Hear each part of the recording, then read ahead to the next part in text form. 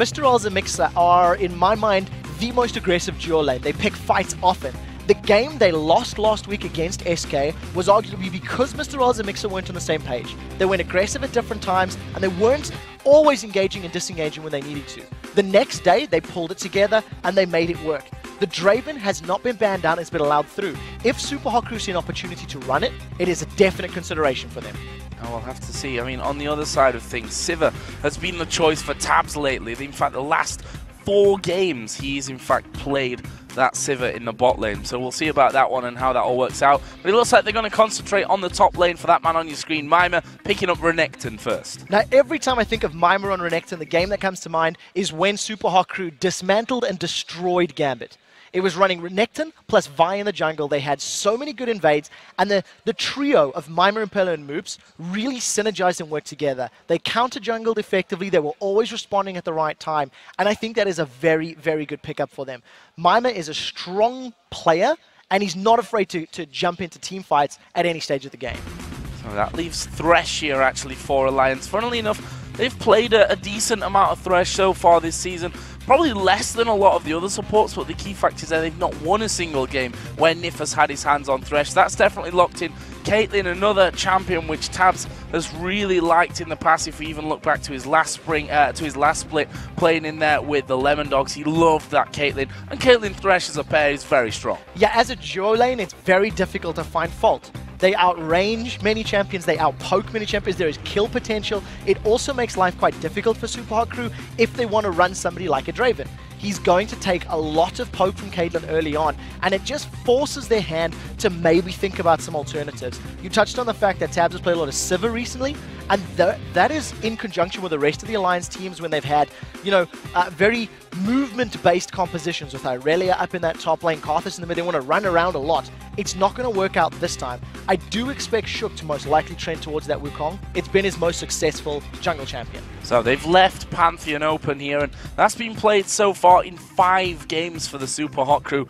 of which they've won 4 of them. Their only loss, funnily enough, against the bottom place team Millennium with that Pantheon. So Impaler going to be happy on that front of things. Then they take the support in for this one. So we will see migxa playing the Leona. This is a very aggressive combo from SUPA HOT CREW. They've already got very strong initiation. Something that I always harp on about every time I'm at the desk is, how does a team start a fight? How does a team get in and engage? And with a Pantheon and a Leona, it is very, very clear. Knowing that Thresh has been taken off the table or has been locked in, you're not afraid to go with that because there's no Morgana. There is no Black Shield that can come down from Alliance. So I think that's quite smart. SUPA HOT CREW leaving the potential of Draven for their AD carry, as we talked about, and we'll see what they're going to run in that mid lane. Ziggs is a possibility. Well, they also were hovering just a second ago over Zac, which is very interesting, considering it's been played once so far here for the SUPA HOT CREW. That was against SK Gaming, and Mimer didn't have a great time with that one. They've already got Renekton in there, so I don't know really why I'm harping too much on about that Zac. But Ziggs, same letter at the start, is definitely a more likely choice for Moopz. We talked about Gragas, and Ziggs is that fallback champion in that front. Yeah, it really is. It fits Moopz' playstyle. He likes to farm up. He likes to have lots of long-range poke. There is a concern that if Moopz gets caught up by Froggen early on, or Froggen gets a little bit ahead on LeBlanc, he can pop Ziggs down. We need to be, Moopz needs to be very careful with his satchel charges. There is the outplay potential of jumping away from a LeBlanc, but he really has to be on point, and I wouldn't be surprised to see Impaler maybe giving some early attention to that lane just to try help stem the flow, help work in favor of Moopz' Ziggs. So final pick in there was Jinx. Funnily enough, last time that these two teams played, MrRalleZ did have Jinx, and he finished 7-0-10. Massive game that was for MrRalleZ. We'll see if we can reproduce that one here today. Over for Alliance, looking for a top laner, and Wickid's going to lock in that Trundle. He's been playing a bit of Irelia recently, but Trundle a bit more back to, I don't know if you can really say to his roots, because that in itself is Irelia, but somewhere where he's been a little bit stronger this season in terms of Trundle. Yeah, and it's a really good pick. It's going to scale incredibly well into the late game, will eventually beat Mimer's Renekton. He's going to have a little bit of a difficult time in that lane against Mimer's Renekton. What we do see from Alliance is their team composition is a little bit more about picking somebody off. Caitlyn's single target right-click damage. LeBlanc wants to insta-give somebody. Lee Sin wants to kick one person back. If Alliance do not find that pick, if they do not find Moopz or MrRalleZ in a team fight, the CC that can come down from a lot of the Super Hot Crew's members is going to make their team fights quite difficult. So we'll see how this sort of team fight AoE composition from Super Hot Crew does against the single target pick composition of Alliance. Interesting game coming up here. I mean, Super Hot Crew definitely got the more solid form, although they lost to Gambit and SK out of their last 5 games. Only 2 of them were losses, and that includes beating Alliance, beating Fnatic, and taking down Roccat last week as well. So really interested to see how this one goes. Well, with the 2 teams locked and loading, let's check out your votes on LOLesports.com. And as you can see, it's a close one. 51% to 49% in favor of the Super Hot Crew. Real close. It is an incredibly close vote. I would probably have tipped it further in Super Hot Crew's favor. I think they've been performing on a higher level, and they've been slightly more consistent over the last 3 or 4 weeks, and we'll see if they can keep it up right now. Well, remember, you guys can keep voting throughout this Super Week, and we'd also like to remind you that you can get seats here in Cologne and join us in the live audience to watch these matches. Just click on the tickets link at the top of LOLesports.com for all the details. But for now, we're going to jump into game. It's the Super Hot Crew taking on Alliance, and hopefully we're in for a real treat in this one. We've got a lot of games still to get through, and if the start of today is anything to go by, we're in for an absolute mega weekend. It's going to be an interesting laning phase here for the Super Hot Crew. I think Mimer is going to have an advantage against Wickd. The mid lane of Moopz and Froggen is going to be very dependent on who can get the early poke down, and I would actually give it to Moopz and Ziggs at the very early level. At 6, that all changes. And in the duo lane, migxa is going to struggle against Nyph on that thresh. If he takes too much poke too early, it's not going to make that all-in power at level 6 as strong or effective as they're looking for. So will we see anything at level 1? Last game was a bit of a treat for us at level 1 with the hook on towards Generator. They got things started off for Millennium. At the moment, though, we have that very standard 2014 season line defense at level 1, where they wait for the trinkets to come into play, get a few wards down, and head off to lane. Yeah, you were mentioning if there's anything going to happen. There was about 1,000 caution pings there coming out from the side of Alliance. There's a few more. I'm not expecting anybody to go for any sorts of invades. We see both of these teams lining up to have the traditional laning phase, and I think the difficult one for the Super Hot Crew here is going to be MrRalleZ and migxa. They really need to ensure they don't take too much harass, too much poke from Tabzz and Nyph, so they can get themselves to that level 6 point where their all-in power becomes much more effective. I think they're just pinging for the fun of it by now, I have to be honest. There's a lot of question marks on that top side of the map. A couple of wards down from the blue side, which were spotted there from Alliance going down. So Alliance know exactly where those wards are coming in. We'll see what they do about that one. As in the starts, we see that both junglers going back to their top side of the jungle camps. Impaler starting off by the blue. We see Shook starting off on the red buff. And they go off to lane straight away after that. Now we'll see how Shook does on this Lee Sin. It's a champion we haven't seen it on for a number of weeks. He did play it very early on in the split, if memory serves correctly, and it's something that has great ability to outplay. We've seen Amazing do phenomenal on Lee Sin, but if I'm going to be very honest, Shook has not played at an exceptional level on champions like Elise or on champions like Lee Sin. He was struggling early on, so there's going to be a lot of pressure on him this game. Yeah, you were totally right with that one. It was actually against the Super Hot Crew last time we saw Lee Sin for them. That was paired with the Trundle on Wickd in the top lane as well, and in that one they just didn't really get rolling into things. Interesting to see how this bottom lane goes, though. We know how aggressive migxa and MrRalleZ can be, but Alliance have hit level 2 first. Now, we talked about MrRalleZ going into this matchup. He has not died against Alliance. 17 kills and 17 assists over their 2 previous games, and he's on a champion that he has already used to great success against Alliance. There's no escape on this Jinx.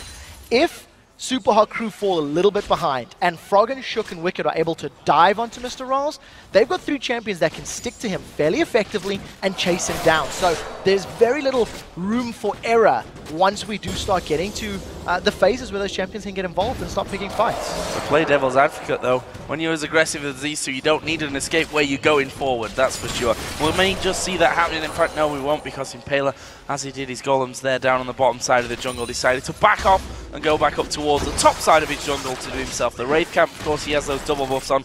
We'll see if he makes an appearance towards mid, where Froggen is already level 3, which makes you think that he's almost certainly got points in his escape right now. Yeah, so taking a look at Moopz and Froggen, they're even on CS. Froggen is trying to position himself in front of that CS line to zone Moopz away from XP, and also to try and get some additional poke down.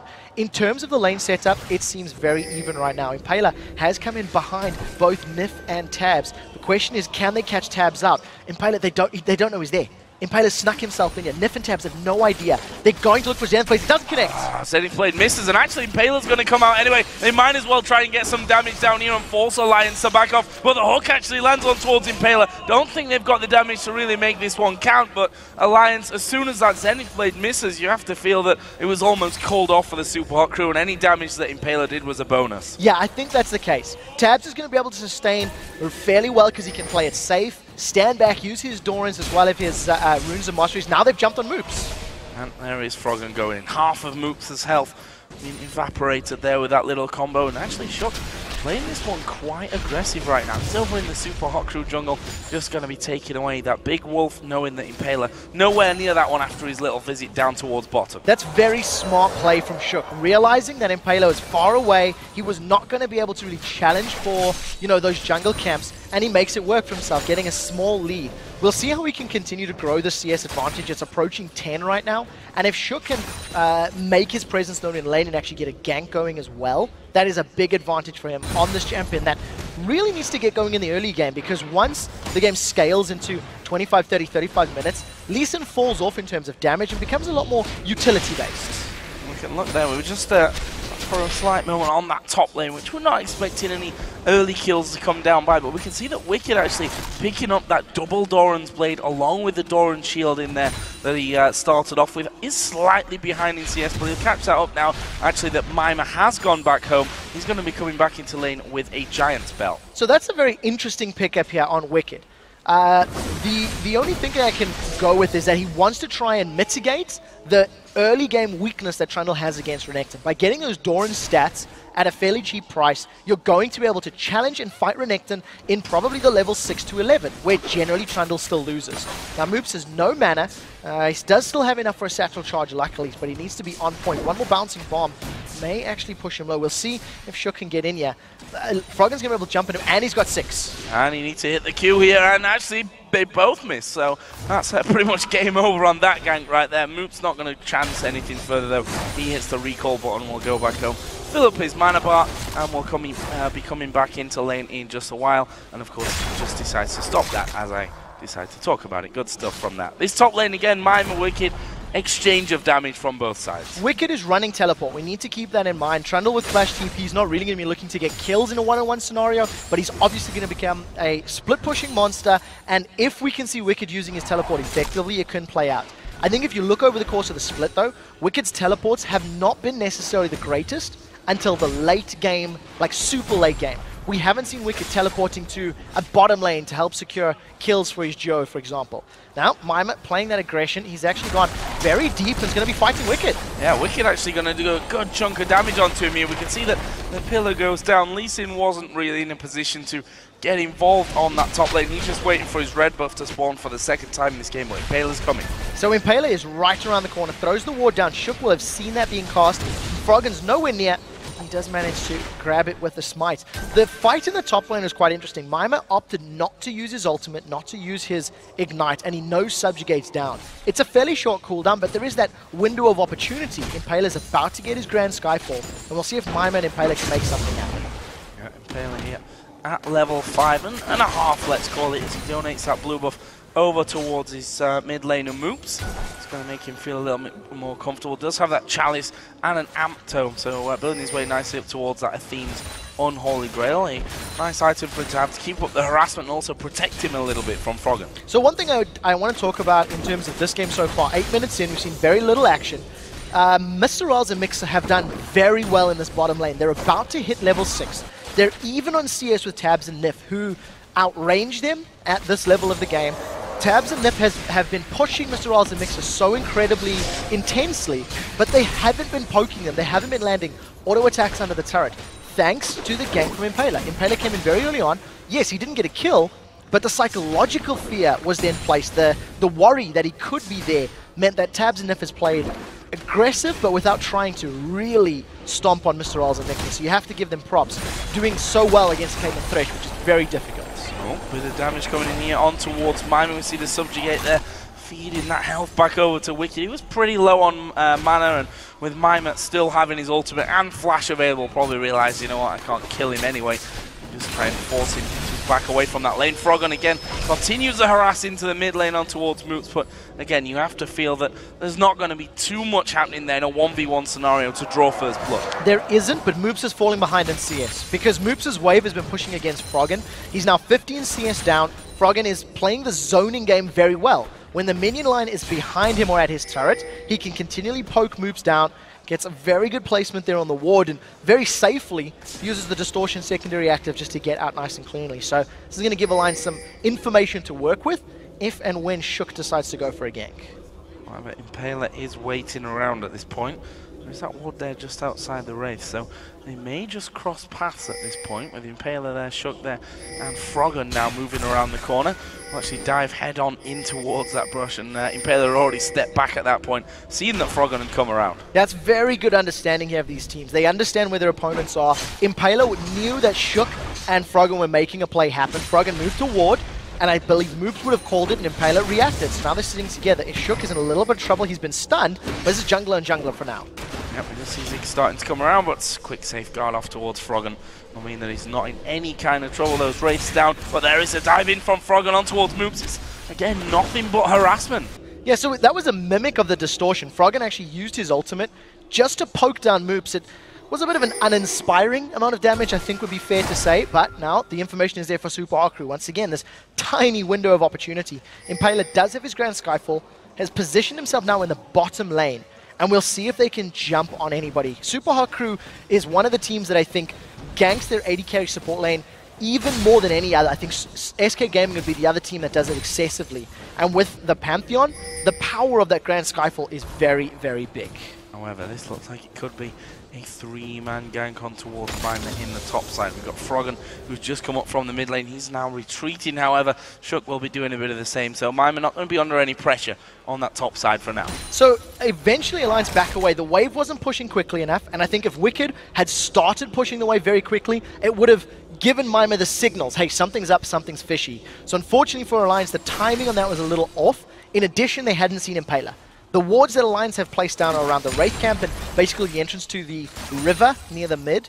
It didn't give them vision of Impaler, didn't let them know where he was or what he was up to. So that unknown factor of where Pantheon is forced them to play a little safe and back away. This is one of the longest laning phases that we've had, and I think memory serve Alliance was involved in the game that lasted the longest before a tower had fallen. It was around 23 minutes. Jumping on Impaler. Impaler gets a good stun on Froggen. Some good damage in there on towards Impaler though. Again, losing half his health. Shook a little bit further behind from that one. Did start to move across, but those Wraiths already dealt with. They had full vision of Impaler whilst that was all going on, but nothing really more than that going to happen from it. Shook though keeping himself inside of that jungle, almost keeping the pressure up on towards Impaler. They know where Shook is because they put a ward down on that position just a few moments ago. So Shook still needs to be a little careful there. So both of these teams are very happy to have an extended laning phase. SUPA HOT CREW have got, Ziggs and Jinx that are going to scale very well. They've got strong initiation. This is the first play that Alliance made to force an objective. They pulled a dragon out. Nobody from SUPA HOT CREW has reacted quickly enough.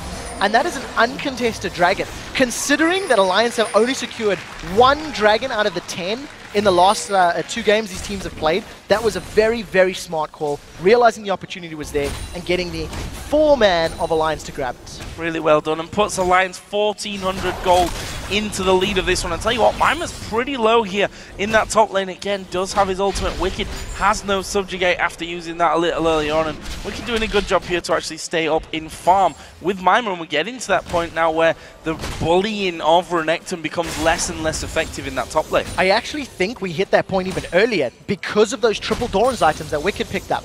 It's a very smart build that he's gone for the Bilgewater Cutlass because Mimer's gone tanky. So Wickd doesn't need to invest in his tanky stats because he can steal them from Mimer. Mimer did not go for the Tiamat Renekton, which is something that is used to excessively bully and completely dominate your lane. Wickd is even on CS in a lane matchup he should be losing. And yes, he's going to hit a item spike later, thanks to having 3 Doran's items, he's doing very, very well. He hasn't given up kills. He's still holding on to his tower. And I think this bodes well going into the mid game. If you look at the other lanes in terms of CS there, mid lane, only a 2 CS difference between Moopz and Froggen. Bottom lane, slight advantage for Tabzz in that one. The only real significant difference in terms of farm is actually coming from the jungle here. Shook at 70 to 44 CS. Neither of them, to be honest, have spent much time in lane. No, neither of them have any sort of ganks, really. And I think part of the reason the CS is so much higher for Shook is the coordinated invades that Alliance have pulled off. Shook had some good level 3, level 4 invades in the Wolf camp and the White camp. Froggen has got some deep wards, and Shook is not afraid to go in and challenge. And he's doing well. He's farming up quite effectively. I think with Impaler having access to Grand Skyfall, the very first usage is going to be very telling. Mimer is going to slice once, should be able to dice away. We'll see if he's in trouble. Yeah, I don't think so from this one. He may. Actually, he's forced a flash from that. Mimer maybe underestimating Wickd a little bit there. The subjugate came down. Wickd decided not to flash over the top. He once again, as before, is quite happy with that one. Oh, as Froggen came up there and actually decided that he couldn't get in range of Mimer before he'd already recalled out of there or walked even back towards his turret. Moopz in the meantime using that little bit of free time in mid lane to head back off and pick up his raids. He's now got that Athene's Unholy Grail finished. Yes, a similar position to Froggen, also with the Athenes. Froggen's got an additional Doran's Ring on his side. Got a little bit of extra gold to play with thanks to having the Dragon as well. I think the first kill is going to come from somebody getting caught out of position. And right now, Alliance are trying to force somebody out of position by this invade. Shook and Froggen have been roaming the red buff area. They've been getting some pretty good vision down on Impaler. And you've seen earlier how much damage Froggen actually had on Impaler. So if Impaler starts off this red buff when it respawns, and Shook is nearby, that could be where Alliance find their first kill. They're slowly grinding the small lead. Now we see Wickd actually did go back to finish off his Blade of the Ruined King. Just came back into lane via the use of that teleport. Knows that he's not going to have to be called down for Dragon anytime soon. See a quick chomp down there and a couple of auto attacks onto Mimer. Makes him feel a lot more comfortable. Mimer with that pickaxe in there on top of his Sunfire Cape has struggled in terms of damage. We saw that flash forced out from him, but honestly, Shook's really not even tried to capitalize on the fact that that flash has been down. I actually think that that top lane was left the way it was because SUPA HOT CREW felt Renekton beats Trundle, and Wickd said, I'm going to go for a build that will allow me to deal with him. So Alliance haven't made any gank attempts. We still, once again, see Shook and Froggen trying to invade. They've got 3 sweeping lenses, actually in reply to the 3 sweeping lenses that SUPA HOT CREW have. But again, everybody's just looking. They're trying to feel one another out. This is the first game of Super Week for these 2 teams, and nobody wants to start with a loss. Nobody wants to go into it when they're both sitting lower down the table. They're looking for that confidence boost and playing it slowly and passively to wait for an opportunity to present itself. Oh, we're going to see a 2-man collapse here towards Mimer. He's already had a few troubles with Wickd. They do both have ultimates available, and as Froggen sees the ward come down, he will actually just head straight back into his mid lane, and actually has fallen slightly behind in CS now because of those couple of times where he's headed up towards that top lane, and also for the fact that Moopz is just getting more powerful now as well. Yeah, Moopz is obviously going to be able to clear waves a little bit more efficiently than LeBlanc can. There is some splash damage from Froggen's Distortion, but it's not the ideal farming method. And we talked about how Shook hasn't really ganked Mimer with no flash. Froggen was roaming. Froggen has tried once earlier, but you know the wave wasn't pushing in his favor. And now knowing that that flash is still going to be down for another minute or 2 is why he was trying to make something happen. But once again, as it stands, both these teams are super happy to farm, super happy to get items before they force a fight. Maybe the next Dragon could be the point where somebody has to go in. Feels like one of those games where you see nothing for quite a while, then all of a sudden it just goes absolutely crazy. That could be that moment coming in right now. We see Mimer, he's pushed on towards his turret, 2 men are coming in. Dominus is available for Mimer, he needs to play this perfectly. They're going to go for him anyway, and there is the kick straight back, and that will be first blood. Almost looked too easy for Alliance in that point. They got a couple of minions there, they could probably tank this one up long enough to take it down. Yeah, and that was just a really well-timed move by Alliance. They get a kill, they get a tower. Unfortunately, their duo lane was had backed a moment or 2 before, so they also lost their bottom tower in return. Moopz and Impaler now setting their sights in this mid lane. If SUPA HOT CREW can get it, overall, victory for SUPA HOT CREW. Really well played. They did the damage to Froggen there as he walked in from the side, and funnily enough, that sets them up perfectly timed for the Dragon spawning in. Both migxa and MrRalleZ are both there. And here comes the jungler and the mid laner as well. This is a 4-man attempt. I don't see a steal being able to come down for Alliance. No, there's nobody that could steal. Wickd didn't have his teleports available. Shook was nowhere near in range. So Alliance give up 1 kill, but they get 2 towers as well as the Dragon. They are going to lose their blue buff though as well. We'll see if they decide to go for any sort of invade. Froggen and Shook steal that one away, and they're going to dive Mimer again. They know Dominus isn't there. Flash isn't available from yet, and we'll see what their focus is going to be. Froggen starts to move in from this one, and just a bit of damage before he has to back away. They didn't really have... oh, it was Wickd who actually started tanking up the turret there, so they didn't want to have too much damage coming in from that one. Backed away. That leaves the SUPA HOT CREW ahead in turrets. Behind still, though, in gold, albeit by a pretty slim margin, just 200 or 300 now. So what this does open up for the SUPA HOT CREW with both the middle and bottom towers being down. Look at the vision that SUPA HOT CREW has to play within the river and in and around that blue buff area. I think SUPA HOT CREW with the Grand Skyfall and the map-wide ultimates of Ziggs and Jinx, they have the potential to either steal buffs or to challenge for them. We've not seen a Grand Skyfall yet from Impaler. It's 20 minutes in. This is very uncharacteristic. Impaler likes to use his ultimate. He likes to pick fights, and he just hasn't done it yet because maybe the team is playing a little safe and they haven't seen an opportunity they liked. Some other items coming in. Both mid laners now adding a need to see large rod. Froggen getting a bit extra from that thanks to his kill there with a blasting wand as well. AD carries also in a bit of a similar scenario. Bloodthirster for both. See the workings of that static shiv for Tabzz on Caitlyn. The Phantom Dancer already done for MrRalleZ. MrRalleZ, knowing it's a super extended laning phase, has foregone his boots.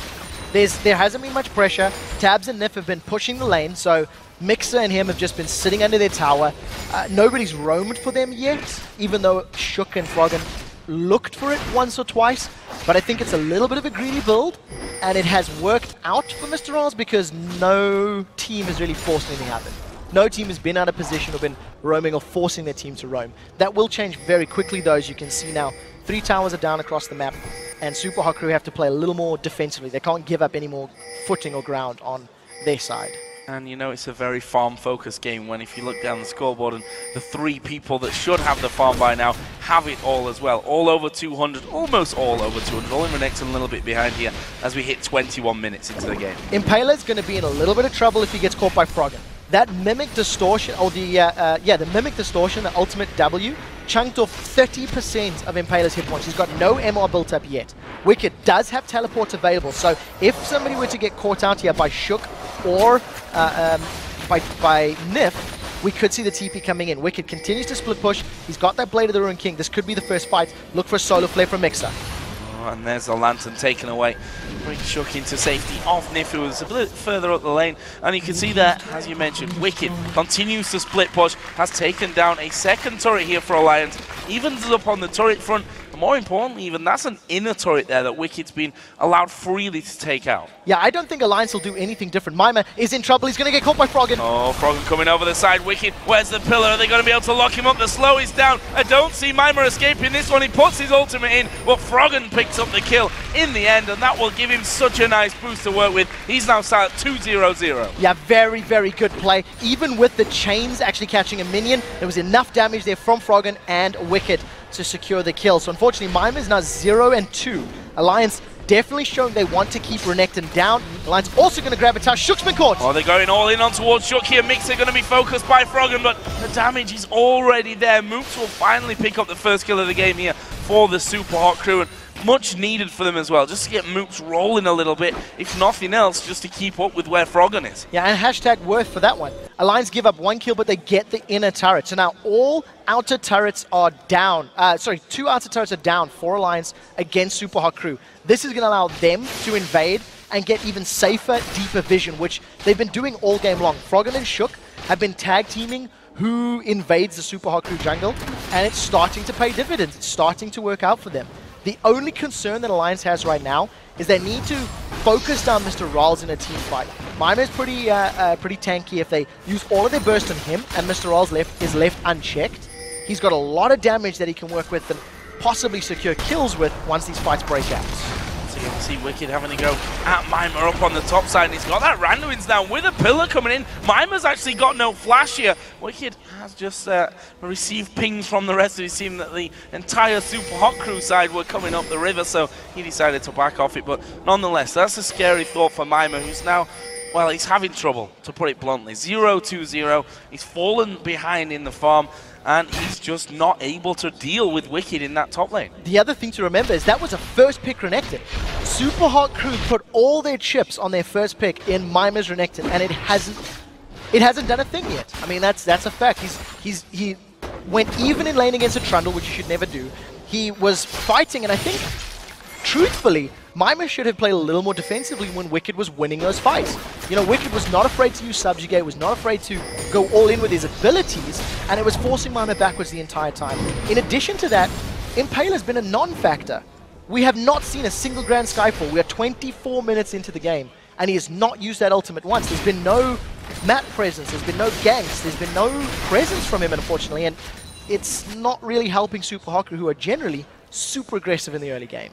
That might change here, though, because we've got the Dragon spawning in. Alliance have a pink ward inside of the pit already, and pretty much every single player is here. Wicked's in the top lane, but he's got that teleport still to come back down into this one if he needs to. We've seen Mimer walk down from the top lane. It's going to allow Wickd the time to push things out. They may well just give up this Dragon. Wicked's going to push through. The Dragon will be taken as a freebie, just a positional advantage there for the SUPA HOT CREW. Gets them in for their second out of 3 Dragons, but we'll see how far Wickd can go. So Alliance decided not to do a thing. Froggen maybe looked for some poke, didn't manage to land. This is the first Grand Skyfall of the game. It's defensive onto Wickd. And, well, he comes in not really all that much damage. The Randuin's active just used there by Wickd, and he will just simply walk away from that one. Alliance here starting to group up. I say group up, it's Froggen again, as you expect out of him with LeBlanc, just hanging around in those bushes, looking to catch anyone out that he can blow up. Now, I feel like Alliance will continue to play this style.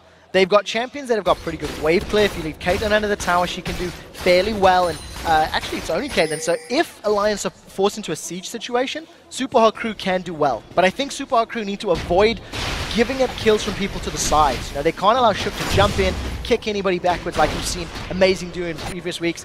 SUPA HOT CREW cannot allow Moopz or MrRalleZ to get caught up by Froggen's burst. And I think if Alliance continue to just play the vision game, and look for safe picks that will convert to towers, thanks to Wicked split pushing, that's most likely the way they're going to play this game. Wicked waiting in the brush for Mimer. He's got a level advantage on him. We've just seen Lee Sin sneaking around the side. Mimer's just realized that he could be in a little bit of trouble from this one again. No flash available for him. He's going to slice and dice through. The Q has already landed. There's a pillar to slow him down as well, but actually they decide not to go through. They'd spotted, I think, Impaler coming up from that ward earlier on that they put down by the Wolves, and that just says, okay, we've hurt Mimer, we force him away again. We just go back to the start and to the plan. In addition, the entire mid lane, seen every member of SUPA HOT CREW leave the lane starting to run up to the river. So the rest of Alliance would have been calling back that. If a Super Mega Death Rockets and a Mega Inferno Bomb had caught together with the Grand Skyfall, there is actually execution potential. There is some, room to get kills. And if you look at Shook and Wicked, they have not prioritized magic resistance at all. You've got a tiny bit of MR from those Merc trades for Shook, but nothing on Wicked just yet. And with Impaler getting closer to having that Void Staff completed, he's got a Death Cap and Athenians. Those bombs are going to hit very, very hard. 27 minutes in this one, so let's take a bit of a recap of the game as a whole. 2,000 gold lead is what Alliance are currently sat on, a 2-1 kill lead, and up by 1 turret at this stage of the game as well. Obviously those Dragons, strangely, funnily enough, considering that this game has been so relaxed in terms of gank and real pressure around the map as a whole, the Dragons have been strangely free to take. They've been gifted to either team, I think is a good way to talk about it. And part of the reason for that, Alliance got the first one, SUPA HOT CREW couldn't challenge. SUPA HOT CREW got the next one, and Alliance are a little bit of afraid of the 5v5. They don't want to get grouped, they don't want to get caught by Leona. They don't want Pantheon Grand Skyfall, they don't want the splash. They've caught migxa, they're going in. Froggen coming in from the side, the hook landing on towards migxa, and migxa's going to go down before he can do much. They do get a kill back on towards Thresh, but MrRalleZ is dead. This is bad news for the SUPA HOT CREW, and now they're going to chase down Moopz. Can they? Oh, he goes through. Mimer, not sure how he didn't block that one, but now he's going to be chased down by the rest of the team. That's 4 men dead for the SUPA HOT CREW, and honestly, Alliance lost 1 man. Froggen took a little bit of a beating, but they're going to just back off straight to Baron. SUPA HOT CREW were sitting in the mid lane. 4 members there. Mimer was nowhere near. He was in the top lane and needed to come down. Wickd was able to teleport in. Take a look at the minimap. Wickd is teleporting in, and Alliance just found a pick. They jump onto migxa. migxa's forced to use a sub-optimal solar flare, and thanks to Wicked's great Pillar of Ice, he locks MrRalleZ against a tree line with Shook behind him and Trundle in front of him. Froggen comes in to get the last hit and grab the kill. Simply put, SUPA HOT CREW should not have been that overextended without their full force, without all 5 members, and they probably just forgot about the teleport. Forgot that it was there, forgot it was available. Alliance jump in, they grab themselves the ace, almost 4 kills rather, and a Baron. Yeah, once that replay was going down, Alliance taking themselves a nice Baron, which Nyph had respawned for as well, so all 5 members of the Alliance team getting that. What I'm really interested in is how they actually go for this one now, because he said just a few moments ago they're not really in for that 5-on-5, but it was again the perfect kind of scenario for a team like this. Complete confusion and chaos by the SUPA HOT CREW. We saw that the solar flare went to the back, the bomb from Ziggs went somewhere off in the middle, only really to hit Froggen. MrRalleZ got kicked back against the trees and they knocked in and locked up with the pillar. They were in chaos, and that's what Alliance want. So 2 minutes ago, Alliance were not looking for a 5v5. The composition of SUPA HOT CREW would just do slightly better in that scenario, unless Alliance could find a pick. And what Alliance were able to do is realize that it was going to be a 4v4 or 5-on-4, and they were able to get so much burst damage down into migxa early, and they were split up.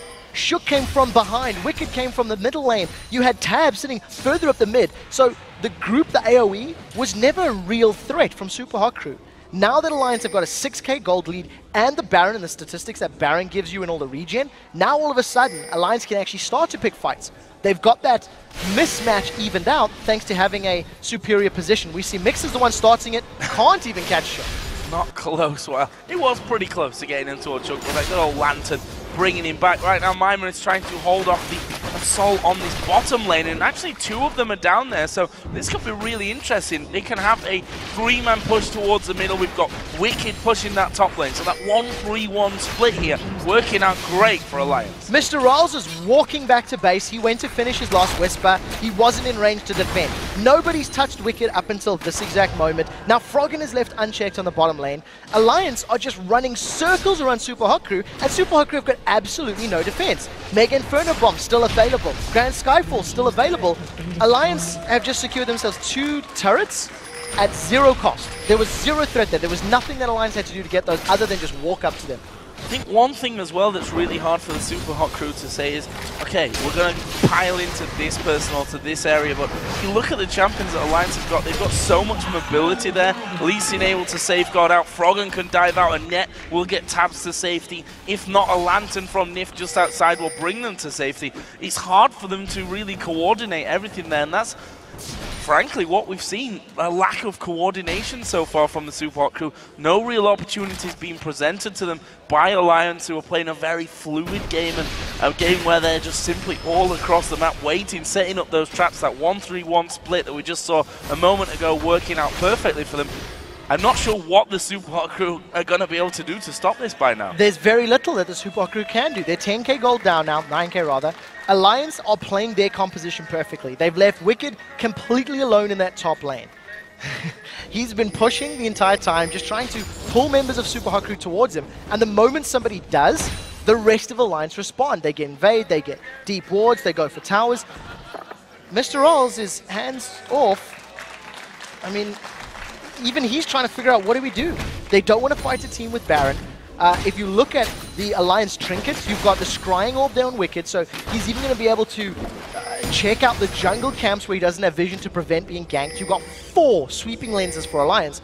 They're in complete control of this game, and barring a monumental mistake, they've basically got the ability to find a pick and then go for a tower. That's what Alliance needs to do. This is going to be the hardest part, though, because SUPA HOT CREW could just sit in their base, and it's much more difficult to find a pick when you're sitting behind a turret and behind the walls.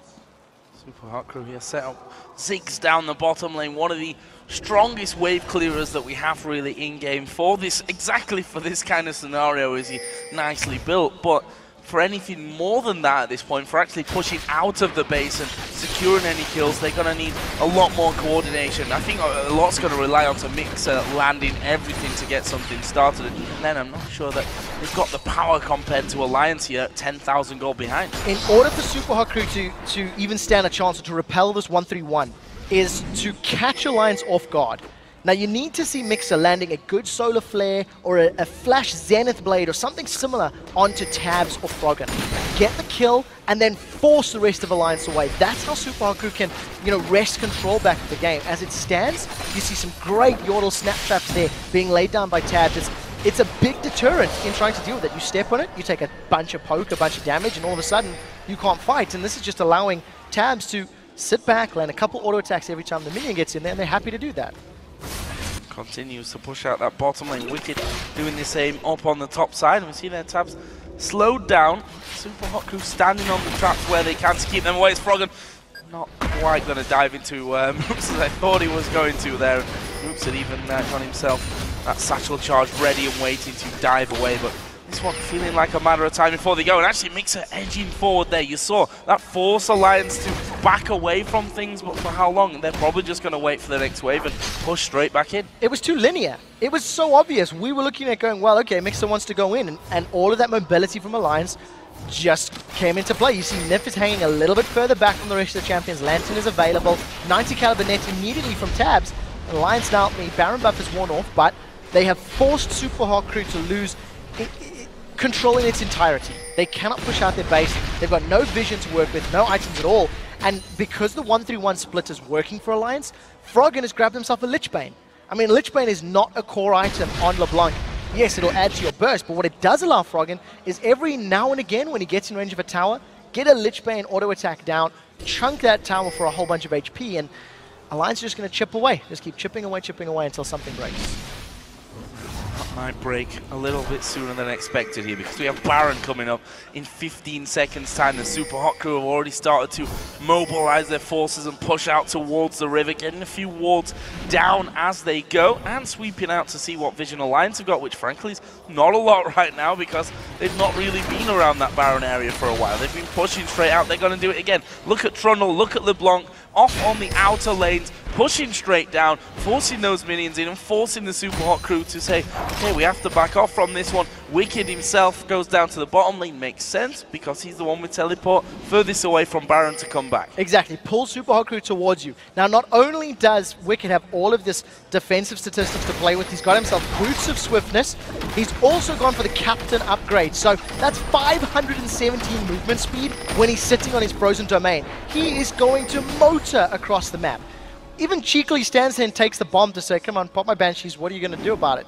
I think because Wickd has gotten so far ahead now with this front line, if Alliance decided to group up behind Trundle and force a fight, they've got the damage, they've got the tankiness, they've got the ability to pick people off to find wins. Impaler was stood in a ward. He's going to get counter-ganked. Oh, going into that one. Actually, they did have that. Oh, no, that was a brand new ward that just went in there. Sorry, migxa must have placed that one right on top of Alliance head. And that alarming moment where you put the ward down and there are 3 guys waiting in the brush. Luckily for the SUPA HOT CREW, they couldn't get too involved with it. Froggen is waiting here by the blue wolf. Mimer's probably not the target he wants, but he'll have a bit of free damage onto him if he can. And actually, it's more than a bit of damage. Half of his health going down. They've managed to land in on towards Junto. Can they actually finish him off from this one? Tabzz is off to the side. He's not doing any damage in the fight up until now, but they don't even look like they need him. Wickd is in there as well. Tabzz is going to pick up that kill on towards Impaler. A good double kill does come back around though for Moopz. And will the SUPA HOT CREW be able to do anything about this one? I don't think that Alliance are strong enough to risk Baron, and SUPA HOT CREW are pushing up mid. So a 2-for-2, and Moopz basically won that,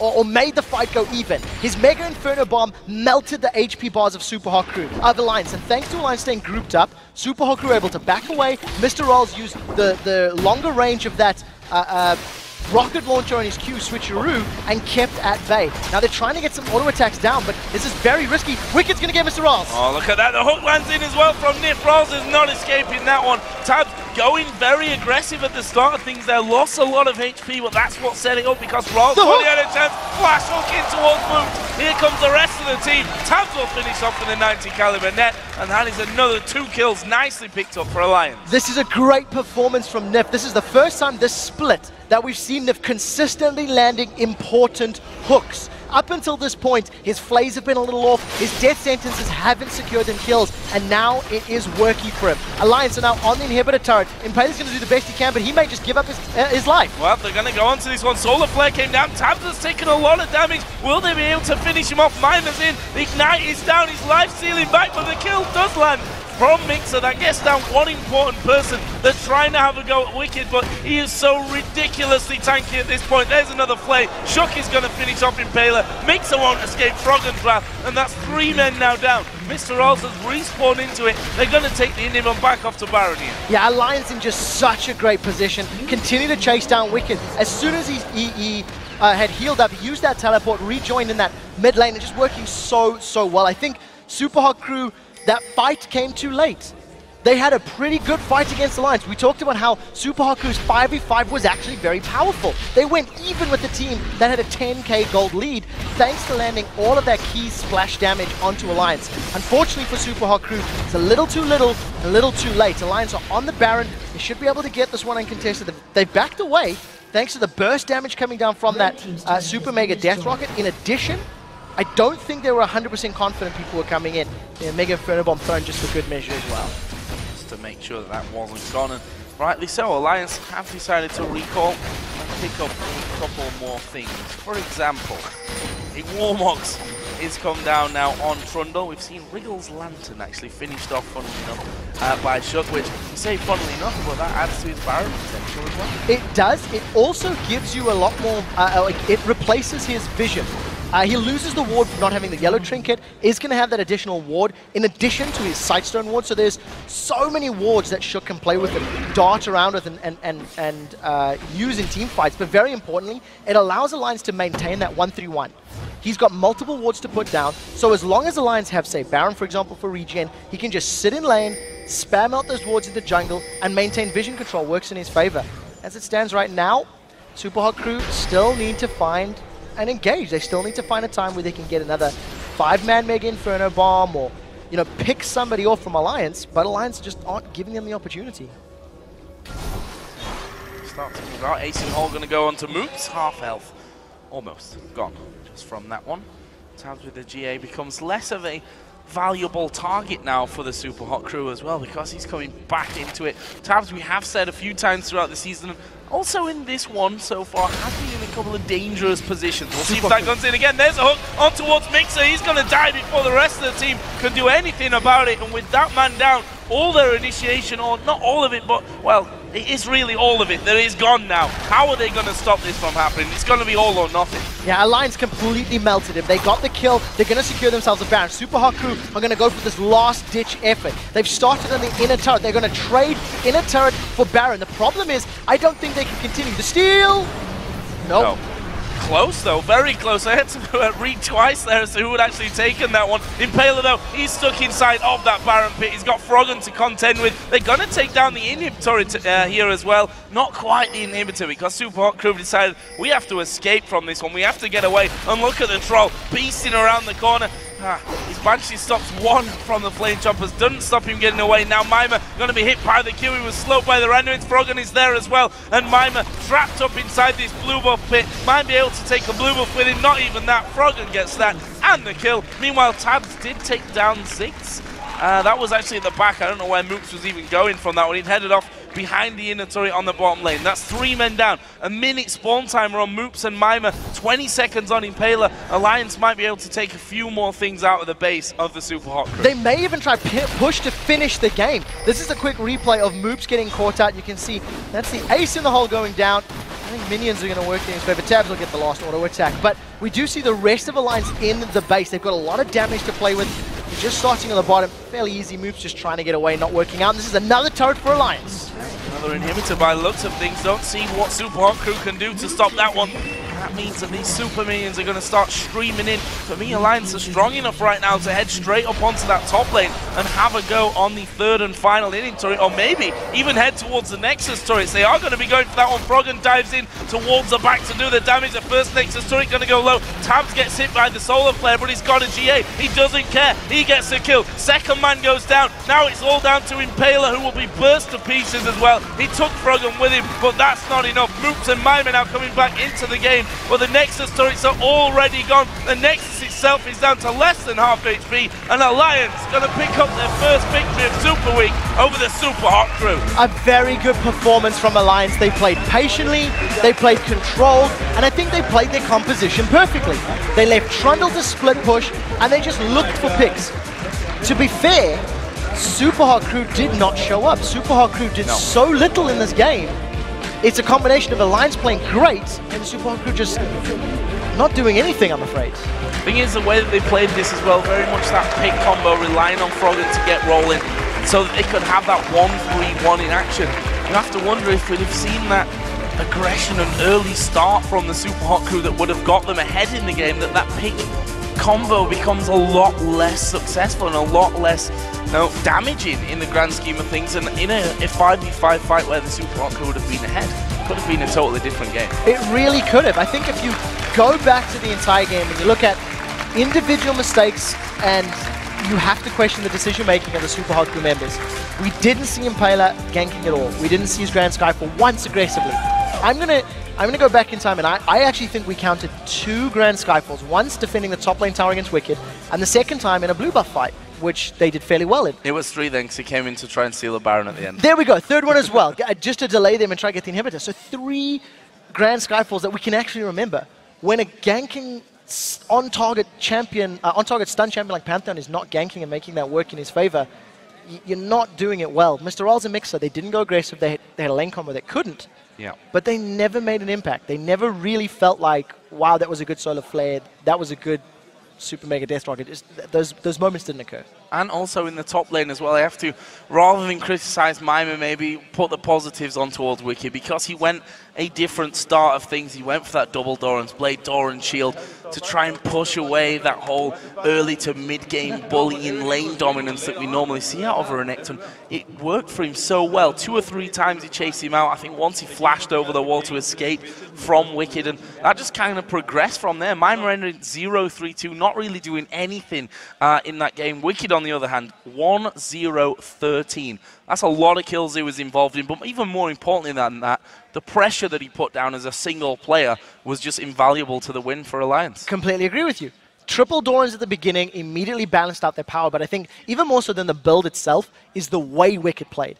Every time Mimer went behind him and tried to farm between the 2 top turrets, Wickd didn't just sit in lane and farm. He peeled back. He went to challenge him. He had 6 minions on his side as well. He threw down the subjugates early, stole away the stats from Mimer. And also, to be fair, after the first time, Mimer maybe should have realized he needed to back away.